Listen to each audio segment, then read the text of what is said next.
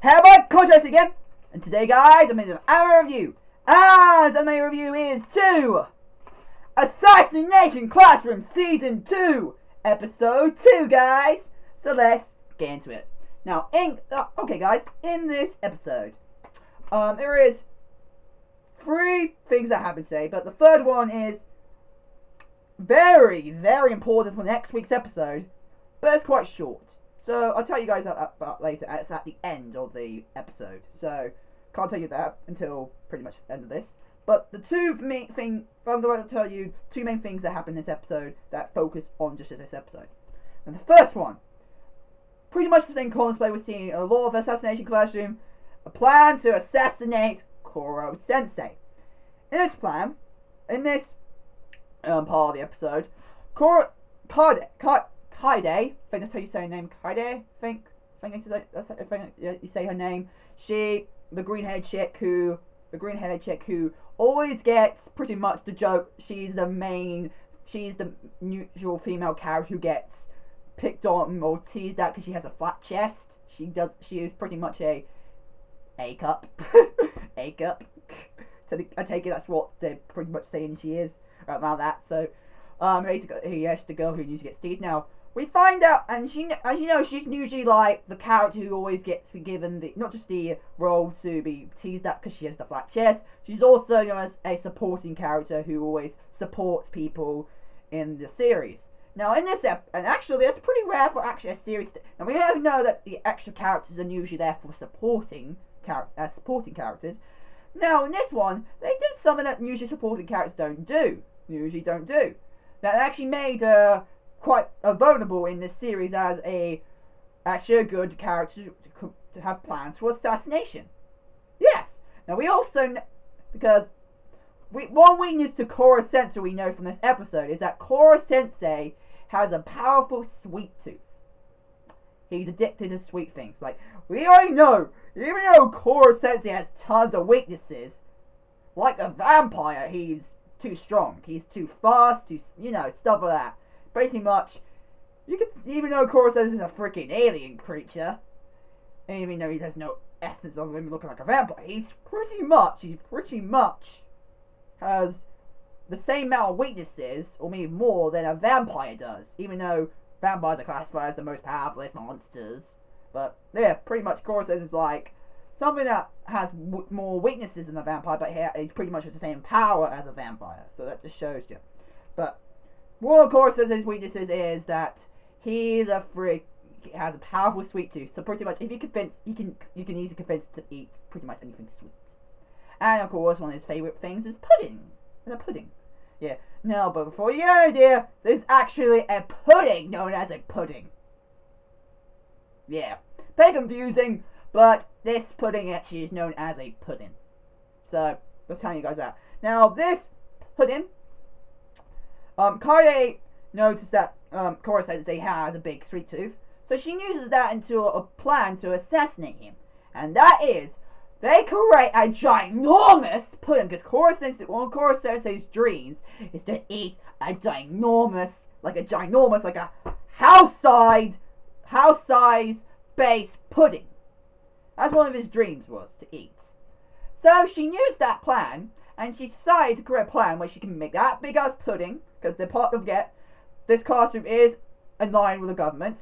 This class is now working with the government to assassinate him. So she used the connection as that to get the money out. So she's able to get all the stuff she needed to create this giant ass pudding. And the plan is that she creates a pudding, this big ass pudding, with a bomb with anti-Koro Sensei BBs inside. So like couple at least over a few hundred or thousands BBs in there, and she sets the bomb after eating it, and he will die from pretty much from getting exploded from the bomb and the BB gun and the little BBs we see there.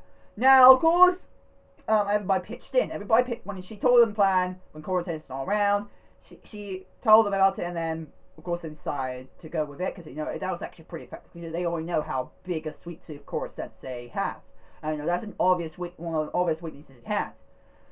But we also But the plan ended up failing because the main problem with the plan is the bomb they actually used. The bomb they actually used was the plastic. You know, the plastic bombs. You know, Assassination bombs. You know, it's basically a plastic bomb. You know those bombs. We already know that plastic has a scent of smell. You can smell plastic. And we know Koro Sensei has a high sensitive nose. Like a dog, he has a powerful sense of smell. So what do you think made it end up failing? The plan. Him smithing up the bomb, disarming it, and pretty much revealing the bomb into everybody else's plan failed. And that's how the first part of the episode went. The second part of the episode focused on underwear thief.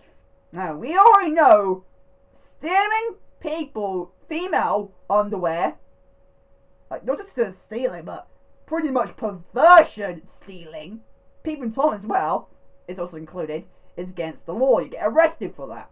You get fucking arrested for that. And of course, that's what this is. Now, this person who's supposed to be stealing the underwear, supposed to be stealing this anime, looks to be like Koro Sensei. So everybody in the class was like, when they found the information about Sensei, what did he do? And so, but of course, they find out that, but they were also suspicious, was it actually Koro Sensei? Because if they did that, because if they did it, it would give them a higher chance to actually assess it, because Koro Sensei fell down. Because as a teacher, do you really want your students to look like whether you're a complete pervert, you're someone that you should be disgusted by? Like, we all know that people out there don't really like their teachers, but there's one thing we all have in common: we don't want to see our teacher like that. We don't want to see our teachers to be like that. If we find out we're getting taught by a fucking pervert or a fucking criminal, what do you think we're gonna feel like?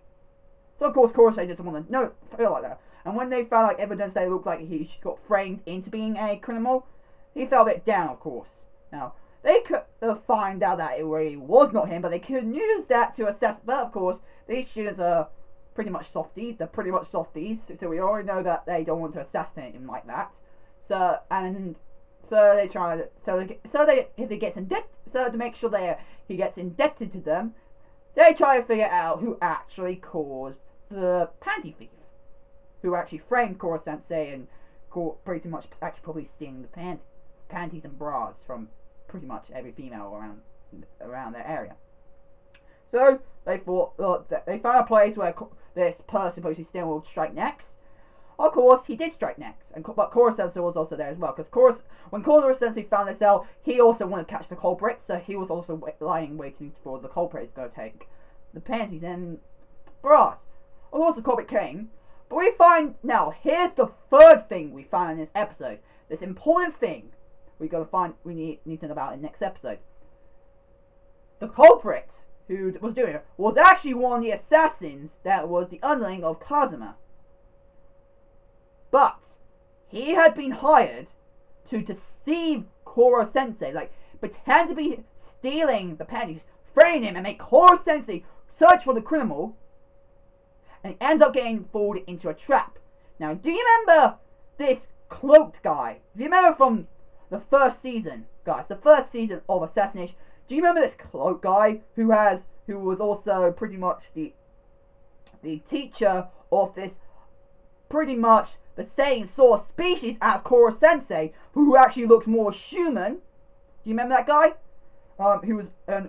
He decided to do this plan so he can assassinate Koro Sensei. They trapped him in this pretty much Koro Sensei pretty much barrier field thing they put him in, so you can't escape. If he tried, he'd be pretty much dead. And they fight for his life. And then they end up bringing this kid again, who I can't remember his name, but you know, the kid who pretty much is the same species as Koro Sensei. So he brings him and trying to kill Koro Sensei. Now, I really want to know this. From what I heard from pretty much, as I'm now reading the manga, it won't be that much big of a deal for me to learn a bit of spoilers now of the manga. Now, because I now read the manga, so of course, and now I end up finding spoilers, and I'm actually quite interested in finding out. But one thing I do find out about Koro Sensei is Koro Sensei really an alien? That's something I really want, because I feel like so far I heard from the manga area, like, no spoilers, like spoilers, so anybody who doesn't want spoilers, just don't listen to this point, but, so I do this to tell you guys it's, actually, I hope I remember this time, but when the spoilers are over from the manga area, which I heard about, because I got spoiled, so, but anyway, when I do this, that's when you can put your sound on. So, for now, spoilers, turn your sound off, and when I do this, you can put your sound back on, okay? Ready? I'll wait until your volume is turned off. Okay, you guys are done. I hope you guys turned it off, so let's get into it. Now, what I heard from the manga, what I heard from people saying about the manga, Koro Sensei is actually something that got created. Like, he's pretty much a human being who got turned into pretty much a creature. An alien creature. He got turned to him by the government, somehow. Now, that's something I really want to understand about. By some organization. Now, also, I think he got framed as well. So, but pretty much, if this kid exists, I wonder,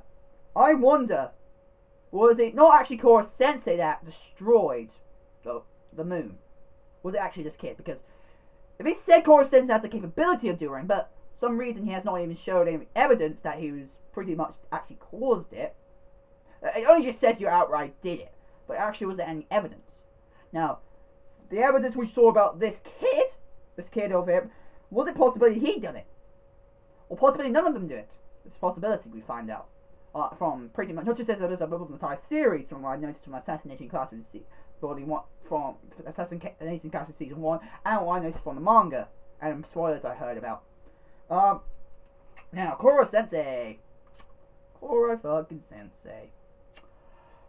Now, I don't really believe he's actually the one who destroyed, because I have not fully got the explanation if he actually is the one who destroyed the moon, but I do believe he's not actually the one who actually destroyed the moon.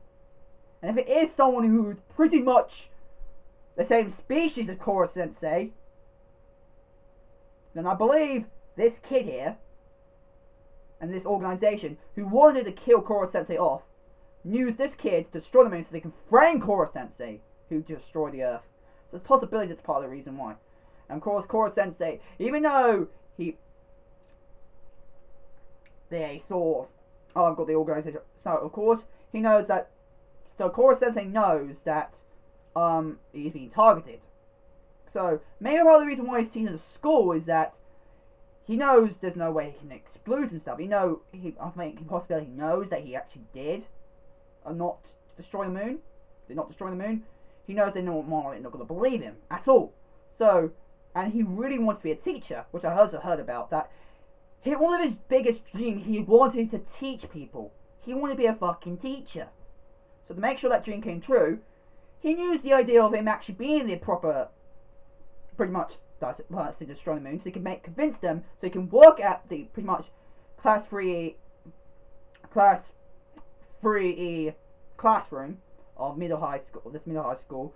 So he basically complete this dream, and that's a promise. It's also a promise that he wanted to do for this specific someone, which I also find about as well. But he used this idea to do that. So he could teach it to the students of class 3E to keep this promise, and also for this dream of becoming a teacher. And of course, get assassinated afterwards, so he can at least do the dream for this girl, even though he's going to end up dying. Now, that's something I want to know. But, I digress, so, okay guys, I hope you heard it, I hope you guys put your volume back on, because I did this sign now. So, okay guys, that's all got pretty much to say about Assassination Class.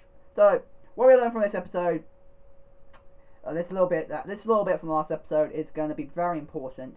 That we're going to see that big fight. There's going to be a freaking big fight next episode, which I can't wait to see. So, guys, that is my review for Assassination Classroom Season 2, Episode 2. Hope you guys like it. Become channel fans today. If you guys want some fan mail, go in the description below. My address is there, and yeah. Hope you guys like it. Comment and subscribe, and see you guys there. Bye, guys.